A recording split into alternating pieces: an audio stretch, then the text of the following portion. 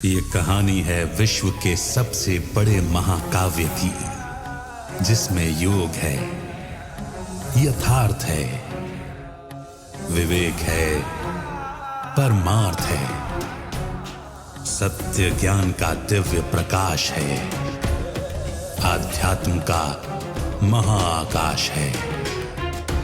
ये दर्पण है हर मन के विवाद का, दृश्य है आत्मा और परमात्मा के संवाद का, मानवता का होता है जिससे उद्धार। यही है सच्ची गीता सार, अंधकार से प्रकाश की ओर।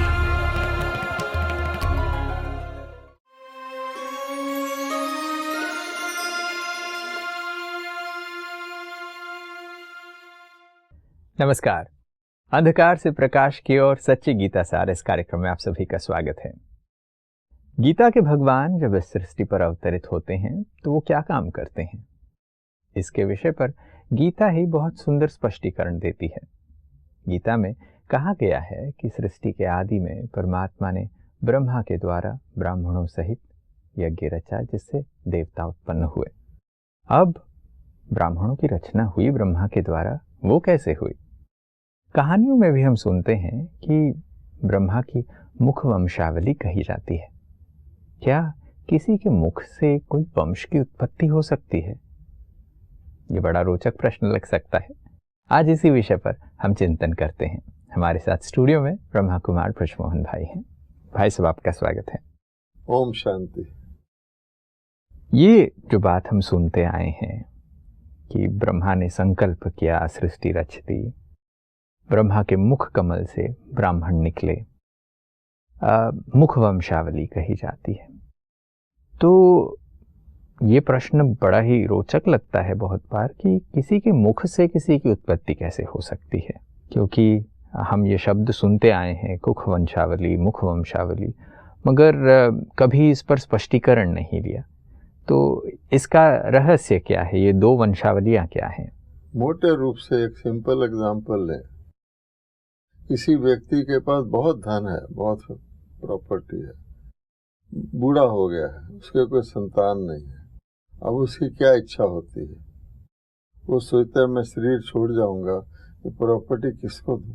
उसको चिंता होती है किसी अपने को दूं। तो क्या करता है कि वो एक गरीब का बच्चा अडॉप्ट कर लेता है और मुख से अडॉप्ट करता है कि आज से तुम मेरा बच्चा। और गरीब उसके माता पिता पिछले भी खुश होके कहते हैं कि अच्छी जगह जाएगा, ठीक है। अब वो उसकी मुख वंशावली हुआ ना, जिसको कहते हैं अडॉप्शन। तो उसके बाद वो बच्चा उसकी सारी प्रॉपर्टी का अधिकारी हो जाता है। कई लेडीज होती हैं, बहुत स्नेह हो जाता है, होते तो अलग अलग परिवार की हैं, कहती मैं तुम्हें अपनी धर्म बहन बना लेती हूँ। अब वो धर्म बहन ऐसी बनती हैं कि यानी एक अपने परिवार से भी ज्यादा एक दूसरे को प्यार करती हैं, मदद करती हैं। अच्छा, और भी ज्यादा समझना हो आसानी से तो पति पत्नी का संबंध है। अब जब तक पति पत्नी का संबंध नहीं होता, दोनों परिवार बिल्कुल अलग होते हैं। अब जब वो एक रिचुअल बना हुआ है फेरे लेने का, उसके बाद वो कहते हैं मैंने तुम्हें अपनी पत्नी के रूप में स्वीकार किया। वो कहती है मैंने आपको पति के रूप में तो मुख वंशावली हुई ना, मुख के द्वारा। उसके बाद वो लाइफ पार्टनर बन जाते हैं, फिर उनकी संतानें भी कॉमन कहलाती हैं। तो मुख वंशावली का अर्थ है कि शरीर के द्वारा ना पैदा हो करके मुख के द्वारा होना, और हर चीज मुख से शुरू होती है। मान लो मोहम्मद साहब है, अब मोहम्मद साहब के सारे ही जो प्रोजनी है वो मोहम्मडन्स कहलाते हैं, लेकिन मोहम्मद साहब ने जब उनको शुरू किया तो मुख से किया ना, संतान को तो नहीं बनाया। और भगवान ने तो हमें ये ज्ञान दिया है कि जिसका शरीर था उसके अंदर नई आत्मा आई थी, क्योंकि नई आत्मा ही अडॉप्ट कर सकती है। पहले उन्होंने उनकी बॉडी को अडॉप्ट किया, फिर उनके मुख के द्वारा जो ओरिजिनल जो उनके थे वो मुख वंशावली थे, बाद में कुख वंशावली। अब आप आ जाइए शुरू में कि परमपिता परमात्मा तो निराकार है। लोगों ने कह दिया कि भगवान ने रचना रची, और ये साफ साफ गीता ही कह रही है कि ब्रह्मा जी के द्वारा मैंने यज्ञ रचा और रुद्र ज्ञान यज्ञ रचा। रुद्र शिव को कहते हैं, जिसके द्वारा मैंने ब्राह्मण पैदा किए। तो अग्नि के यज्ञ से तो पैदा होने वाले नहीं है। और गीता में खुद कहा गया है अनेक प्रकार के यज्ञ हैं, ज्ञान यज्ञ सबसे श्रेष्ठ है। तो ज्ञान यज्ञ भगवान ने रचा, तो वो भी मुख वंशावली हुए। पहले ब्रह्मा को भगवान ने अडॉप्ट किया और उसमें तो खास के उनके ही शरीर में प्रवेश करके उनके मुख द्वारा ही उनको अडॉप्ट किया। इसलिए वो कहा गया है कि शरीर रूपी रथ में भगवान कहते हैं मैं परकाय प्रवेश करता हूँ, या शरीर रूपी रथ में अवतरित होता हूँ। आज भी गीता को देख लो, चाहे उन्होंने लड़ाई का ही रथ बनाया है, लेकिन एक रथ में 2 सवार हैं, एक भगवान है, एक अर्जुन है। तो फर्स्ट अडॉप्शन। फिर ब्रह्मा के द्वारा ब्राह्मण, ब्रह्मा एक था, ब्राह्मण तो अनेक हैं, आज भी हैं। तो ब्रह्मा के द्वारा ब्राह्मण कैसे रचे? उनके मुख द्वारा शिव, भगवान शिव ने जो ज्ञान दिया, एक्चुअली गीता ज्ञान से कौन रचा गया? सीधे देवता थोड़ी रचे गए, पहले उनको देवता बनाना पड़ता है। तो ज्ञान तो एजुकेशन के लिए है। तो भगवान ने ज्ञान देकर उनको ब्राह्मण बनाया और उन्होंने आगे ब्राह्मण बनाया। तो इस प्रकार के वो भी मुख वंशावली है। फिर उसके बाद क्या होता है? मुख वंशावली के बाद वो जब संसारिक संबंध में आते हैं उसको कुख वंशावली कहा जाता है, अर्थात शरीर के द्वारा उत्पत्ति, है ना, क्योंकि उसमें तो फिर शरीर लेना होता है, बच्चा बनना, बड़ा बनना, संबंध होता है, फिर आगे उनके बच्चे बनते हैं एंड सो ऑन। फिर भी आप देखेंगे ब्रॉडली बिरादरियां कही जाती हैं, भिन्न भिन्न धर्मों की बिरादरियां हैं, लेकिन मुख वंशावली से आद होती है और वो पवित्र होती है। पवित्र इन द सेंस उसमें किसी प्रकार के विकार की या किसी प्रकार के शारीरिक कनेक्शन की तो आवश्यकता नहीं, क्योंकि शरीर से पैदा होगा।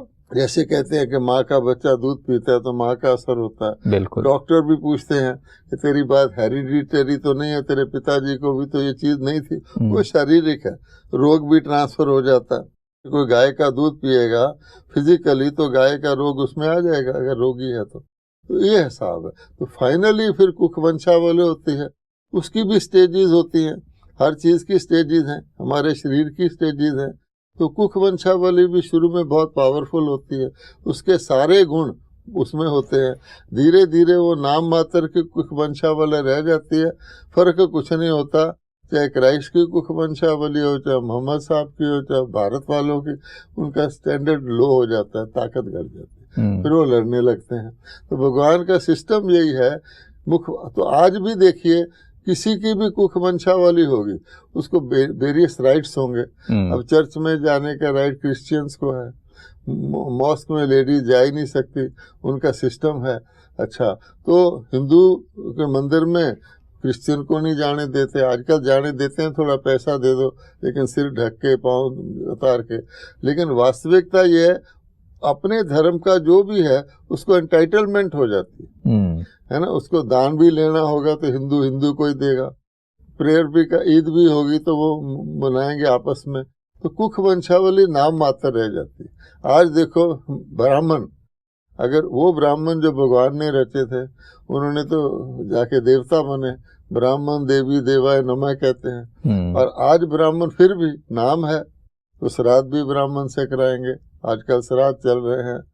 कोई भी ऑस्पिशियस काम होगा शुरू ब्राह्मण से करेंगे, मृत्यु से शरीर त्याग तक कितनी रस्में ब्राह्मणों से कराते हैं, नामधारी, लेकिन है ये है। अब जो आपने कहा कि परमात्मा ब्राह्मण की मुख वंशावली रचते हैं, ब्रह्मा के द्वारा उनकी मुख वंशावली होती है, तो ये किस समय पर होती है? क्योंकि ये भी प्रश्न उठता है, क्योंकि आज ब्राह्मणों के बारे में जब इतनी मान्यता है तो सदियों से लोग ब्राह्मणों की मान्यता उनको दे रहे हैं, उनको रिस्पेक्ट से ट्रीट कर रहे हैं। मगर परमात्मा जैसे कहते हैं कि सृष्टि के आदि में मैं ब्रह्मा के द्वारा ब्राह्मणों सहित यज्ञ रचता हूँ, तो वो कब होता है, कि किस युग में होता है? हाँ, अब देखिए प्रश्न ये कि सृष्टि की आद कहाँ से होती है। तो सृष्टि की आद तो सतयुग की होती है और अंत कल युग से होता है, मोटे रूप से। अब सतयुग में तो देवता होते हैं। अब कोई पूछ सकता है कि देवता कैसे बने? कोई डॉक्टर होता तो कहता ना मैं डॉक्टर कॉलेज में पढ़ा हूँ। तो देवता कैसे देवता बन गए? उनकी आत्माएं आत्मा तो सारी ऊपर है, तो देवता की आत्मा कैसे ऊपर उतर आएगी, देवता की क्वालिटी कैसे होगी? तो बीच में एक पीरियड होता है, हर चीज के बीच में एक पीरियड होता है जिसको कहते हैं चेंज का। अब देखिए, बरसात का मौसम आता है, पहले तो नहीं होती, तो लोगों को पता होता है कि बरसात आने वाली है, तो कई तैयारियां करते हैं, रेन कोट तैयार करते हैं, छतरी ठीक करते हैं, तरपालिन लगाते हैं। अच्छा, गर्मियों में आप देखिए, गर्मी को किसी को का स्वेटर पहन ले, आप गर्मियों में किसी को गर्म शॉल गिफ्ट दे दो तो कहेगा रख लो भाई, लेकिन जब सर्दी आएगी तो उसी की आवश्यकता पड़ेगी, हम घर से निकालेंगे, शॉल निकालो, रजाई निकालो, तो वो अचानक तो नहीं आ जाती। बिल्कुल। तो बीच में जो पीरियड होता है वो प्रेपरेटरी पीरियड, उसको भगवान ने, नेचर ने हर चीज में प्रेपरेटरी पीरियड दिया हुआ है। अब वो प्रेपरेटरी पीरियड खत्म होता जा रहा है, आप देखेंगे फर्क आता जा रहा है, क्योंकि आजकल इंस्टेंट का जमाना हो गया, हम हर चीज इंस्टेंट चाहते हैं। तो भगवान कहते हैं तुम इंस्टेंट करोगे, मेरी नेचर भी हर चीज इंस्टेंट करेगी। आजकल फ्लैश फ्लड आ जाते हैं, कितना नुकसान हो जाता है। लेकिन नेचर का क्या था, हम जब बच्चे थे तो स्कूल में पढ़ते थे तो पहले थोड़े काले बादल आते थे, गुड़गुड़ होता था, हम समझ जाते थे बारिश आने वाली है। अच्छा, तो टीचर कहता था भी बारिश आने वाली, घर जाओ। घर पहुंचने तक चाहे हमारा घर 1 मील हो, सीधा पानी नहीं गिरता था, फिर बारिश आएगी, बिजली चमकेगी, गड़गड़ होगी, जब हम घर पहुंच जाएंगे तो पहली रेन ड्रॉप होगा। इतना नोटिस पीरियड था। आज भी नोटिस पीरियड है, दुनिया के अंदर नौकरी छोड़नी हो ये कर, लेकिन आजकल क्या करते हैं, ये पैसा ले ले, नोटिस पीरियड छोड़, निकल जा। तो इंस्टेंट हो गया ना, इसलिए इंस्टेंट के कारण से वो पता नहीं लगता। लेकिन कलयुग और सतयुग के बीच में एक पीरियड है। अचानक ऐसा नहीं कि आसुरी संपदा देवी संपदा बन गई। गीता में ये तो लिखा है कि 2 ही हैं, लेकिन 2 हैं, उससे वो कैसे बनती है? वो से वो का तो पता है कि जी पापी हो गए, पतित हो गए, प्रेयर करते हैं, मैं काम क्रोधी हूँ, लेकिन वो से वो कैसे बनती है? वो प्रेयर करते हैं, भगवान तू बना दे।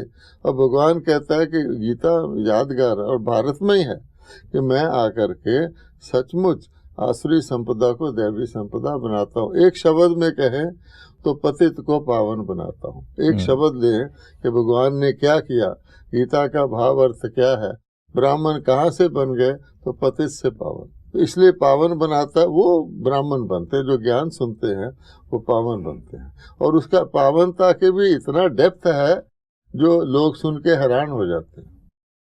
भगवान कहते हैं कि वहां तो रिप्रोडक्शन यानी संतान उत्पत्ति भी सतयुग और त्रेता में पतित तरीके से नहीं थी। भगवान कहता है वो तो उसी वक्त तुमको पता लगेगा, वरना आज के लोग होते इम्परफेक्ट कंडीशन में सोचते हैं हमारी संतान उत्पत्ति देवताओं की तरह हो जाए। तो गीता में ये भी लिख दिया कि ये काम विकार जिससे संतान उत्पत्ति आजकल होती है, जिसका नाम ही पतित है, तो वो रजोगुण से शुरू होता है, तो अर्थात द्वापर से। तो आज हम कोई भी व्यक्ति अपने को पावन नहीं कह सकता। अगर हम किसी को ये बड़ा रेडिकल स्टेटमेंट दे दें, हम तो देते हैं क्योंकि भगवानों वाच्य है, वो आके करवाता भी है। ब्राह्मण मैंने, मुख वंशावली कृष्ण मैंने, कोई पतित पना उसमें है नहीं, शुरू ही ऐसे कराता है। लेकिन आज का मनुष्य, उसकी उत्पत्ति ही विकार के तरीके से होती है, तो पावन कैसे कहला सकता है?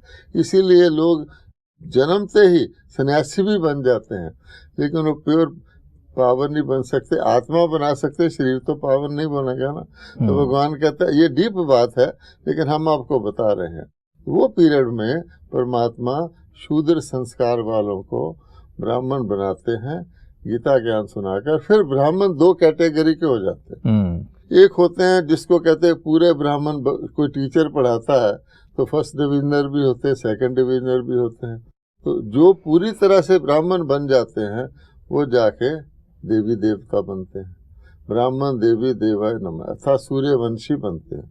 लिखा हुआ है ये मैंने ज्ञान दिया, फिर सूर्य को दिया, फिर मनु को दिया, फिर चंद्रवंशी बनते, वो जो पूरी तरह से पास नहीं हो पाते। और गीता में लिखा हुआ है कि विजय पाओगे तो राज करोगे, बीच में चले जाओगे तो श्रीमानों के घर जन्म लोगे। लिखा हुआ ना, वो त्रेता में आते हैं, उसको चंद्रवंशी कहते हैं। वो भी देवता कहलाते हैं, लेकिन सिंबल उनका मुरली है और उनका तीर कमान है। ये डिटेल है। हाँ जी। जब आप ये बात बता रहे थे तो ये पता चलता है कि मुख वंशावली और कुक वंशावली को हमने बेहतर समझा है।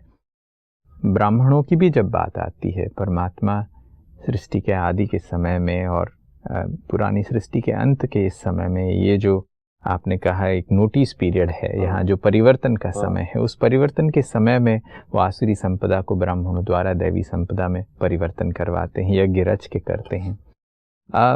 जब वर्णों की व्यवस्था हम देखते हैं तो उनके गुण और कर्तव्य के आधार पर वर्ण व्यवस्था होनी चाहिए। हम कहते भी हैं कि ब्राह्मणों के ये गुण और कर्तव्य होनी चाहिए, वैश्य शूद्र ये सारी, क्षत्रियों के ये सारी चीज़ें हमने पढ़ी हैं। मगर आज जब हम देखते हैं लोग अपने आप को ब्राह्मण कहलाते भी हैं, जाति के हिसाब से, अपने शरीर के जन्म के हिसाब से बहुत सारे लोग ब्राह्मण या वैश्य या क्षत्रिय कहलाते हैं, मगर वास्तविकता में उनके गुण और उनके कर्तव्य का द्योतक उनके जीवन में नहीं मिलता। तो बहुत बार लोग कह भी देते हैं, अरे बस वो तो नाम का ब्राह्मण है बट उसके काम वैसे नहीं है।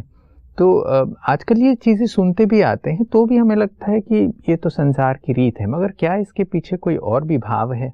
आप देख लिए कि डेफिनेटली अगर दुनिया में कोई शब्द निकला है, अज्ञान शब्द भी निकला है, उसका भी अर्थ है। हमारा विषय है अंधकार से प्रकाश की ओर। अगर अंधकार है तभी तो हम प्रकाश की कोशिश कर रहे हैं, तो प्रकाश भी शब्द है। इसलिए उसका रूप कैसे बदल गया है कि जैसे ब्राह्मण का रूप बदल के नामधारी हो गया है। उसमें कहा गया था ब्राह्मणों का ये कर्तव्य है, क्षत्रियों का ये कर्तव्य है, कि लिखा हुआ। आज आप प्रैक्टिकली देखिए कि क्या फौज में भर्ती होने वाले सारे क्षत्रिय हैं? नहीं। अच्छा, क्या ये सारा रिचुअल करने वाले जो हैं दुनिया में, जितना करने वाले सिर्फ ब्राह्मण का ही काम करते हो? तो जॉब भी करते हैं, गृहस्थ को भी चलाते हैं। वो तो सिस्टम बदल गया ना। वैश्य कौन है? तो सारे लोग, गवर्नमेंट भी आज व्यापार कर रही है। क्या ब्राह्मण व्यापार नहीं करता? क्षत्रिय व्यापार नहीं करता? और शूद्र किसको कह दिया कि शूद्र उन्होंने कह दिया जो सफाई सेवक हैं। आजकल तो सफाई नेचुरल अप्लायंसेस से हो जाती है। लेकिन और क्योंकि उनका नाम बदल गया, उनका रूप बदल गया, तो गवर्नमेंट ने तो ये सिस्टम ही बैन कर दिया। आज किसी को आप शूद्र कह दें तो आपके केस हो सकता है। गवर्नमेंट कहती है कहाँ, क्योंकि उन्होंने ना शूद्र का अर्थ समझा। गीता में स्पष्ट लिखा हुआ है, आज भी आप पढ़ लें। यद्यपि इस गीता में बहुत मिक्सचर है कि जब सतोगुण होता है तो रजोगुण तमोगुण नहीं होता, जब रजोगुण होता है तो सतोगुण तमोगुण नहीं होता, आदि आदि। अब आप देख लीजिए, सतयुगी स्वर्ग में त्रेता युगी देवता भी नहीं उसमें आ सकते, औरों की बात तो आप छोड़ो। तो अब जब सतयुगी स्वर्ग में देवता आते हैं, राक्षस कहाँ से आ गया अचानक? उसके माता पिता भी राक्षस होंगे, वो कहाँ से आ गया? तो बनाया ना, क्योंकि मिक्सचर कर दिया। तो जिस प्रकार की आज की बुद्धि है कि सारे यहाँ पालो, आजकल क्या हो गया कि सतयुगी वो है जो सुख में है, द्वापर युगी वो है जो ज़्यादा दुखी सुखी है, जो ज़्यादा दुखी है वो कल युगी है। पूछो, कहते हैं हमारे लिए तो यहाँ स्वर्ग है। ये भूल जाते हैं कि क्या तुम बीमार नहीं होते, तुम्हारे घर में काल मृत्यु नहीं होती, अर्थक्वेक आता है तुम बच जाते हो, गर्म मौसम आता है, वो नहीं समझते। बस क्योंकि लिखा हुआ, इसीलिए उसका सार निकलने के कारण ही भगवान कहता मुझे आना पड़ता कि वास्तव में ब्राह्मण कौन थे। ब्राह्मण होते ही उस कॉन्फ्लुएंस पीरियड में, उसके आगे नहीं होते, पीछे नहीं होते। शूद्रों की दुनिया में ब्राह्मण का क्या काम? जब अनटचेबिलिटी है तो बेचारा ब्राह्मण अगर एक भी चला जाए शूद्रों, किससे बचता फिरेगा? कहाँ बचेगा? बस में बैठेगा, ट्रेन में बैठेगा, लिफ्ट में चढ़ेगा, कहाँ बचेगा? तो हो ही नहीं सकता। तो उसकी असली जो बात थी वो गायब कर दी। और ये यहाँ कहते ब्राह्मणों का काम है दक्षिणा लेना, यहाँ ये बताते हैं शास्त्र पढ़ना। भगवान गीता के कहते हैं शास्त्र पढ़ने से मैं मिलता ही नहीं हूँ। जो मैंने ज्ञान सुनाया था वो सुनाना ब्राह्मणों का काम है, ब्रह्मा और उसकी संतान का। अब आए कहाँ से? तो बड़ी लंबी कहानी है। सार ये है कि जिस समय जो चीज़ होती है उसी समय होती है, उसके बाद समय बदलने से सारे बदल जाते हैं। मिसाल के तौर पर आज कलयुग है, कोई इंसान कह सकता है मैं कलयुगी नहीं हूँ? नहीं। या तो कह दे मैं नहीं हूँ। अच्छा, आज मृत्यु लोक है, कोई कह सकता है कि मैं तो अमर लोक का निवासी हूँ? दिखता ही नहीं है। तो इसलिए भगवान ने मोटे पैरामीटर बताए हैं, और गीता इसीलिए सुनाई थी कि तुम देखो, मैं जो कह रहा हूँ ऐसे नहीं भगवान ने कह दिया तुम देखो कि जब कलयुग है तो देवता कहाँ से आए। और इसीलिए कहता है कि एक गलती कर दी कि कलयुग के अंत में देवता ने गीता सुनाई, वहाँ देवता की परछाई नहीं पड़ सकती। अगर कलयुग में देवता आ जाए तो उसका हार्ट फेल हो जाए, सांस रुक जाए। यहाँ तो इतना पोल्यूशन है, क्या देवता आजकल का पानी पी सकते हैं? नहीं। तो फिर ये तो बात हम करते आए हैं और हम सुनते भी आए हैं कि आज नाम के लिए लोग बहुत बहुत अपने जाति वर्ण व्यवस्था पर चलते हैं, मगर उनका काम, उनका गुण और उनका कर्तव्य वास्तविकता में बताता है कि आप कौन हैं। अक्सर हम ये सुनते भी हैं कि अगर ब्रह्मज्ञानीति ब्राह्मण, ये कहते हैं कि अगर ज्ञान ही नहीं है और आप ब्राह्मण के गर्भ में जन्म भी लिया है आपने, तो फिर आप ब्राह्मण नहीं रहे किसी उस पिता में ज्ञान था कि जिसके गर्भ में जन्म लिया है। हाँ। तो ये आवश्यक है कि ब्राह्मण वर्ण की जब बात आती है, गीता में जो वर्ण व्यवस्था की बात आती है, वो इस सारी सृष्टि के समय के अनुसार जो ट्रांजिशन होता है, जो सतो से रजो, रजो से तमो प्रधानता की ओर दुनिया बदलती है, उस व्यवस्था की बात हो रही है। और ऐसे समय पर जब वापस सत्युग की स्थापना होनी है, ऐसे समय पर परमात्मा फिर से ब्रह्मामुख वंशावली ब्राह्मणों को रचते हैं और वहाँ पर उनको ज्ञान देकर विश्व का परिवर्तन का काम कराते हैं। बड़ी खूबसूरत चर्चा आज की है, मगर समय को देखते हुए यहाँ विराम लेते हैं। अगली कड़ी में फिर बातचीत को आगे जारी रखेंगे। आप आए इसके लिए आपका बहुत बहुत धन्यवाद। नमस्कार। ओम शांति। दोस्तों, अंधकार से प्रकाश की ओर परमात्मा ले जाने का प्रयास करते हैं। हम में से कितने लोग उस प्रकाश की ओर जाने को तैयार होते हैं? स्पष्टता से जब चीजें ज्ञान के प्रकाश में दिखाई देती हैं, तो हम में से कितने लोग उन बातों को मानने के लिए तैयार होते हैं? हम में से कितने लोग उसे देखते हुए भी अनदेखा कर देते हैं, क्योंकि हम अपनी पुरानी व्यवस्थाओं को ही सत्य मान के चलते हैं। प्रकाश की ओर जब परमात्मा ले चलें तो उनके साथ चलने की भी आवश्यकता पड़ती है। और इसीलिए परमात्मा बड़ी स्पष्टता से कुख वंशावली और मुख वंशावली के स्पष्टीकरण को देते हैं।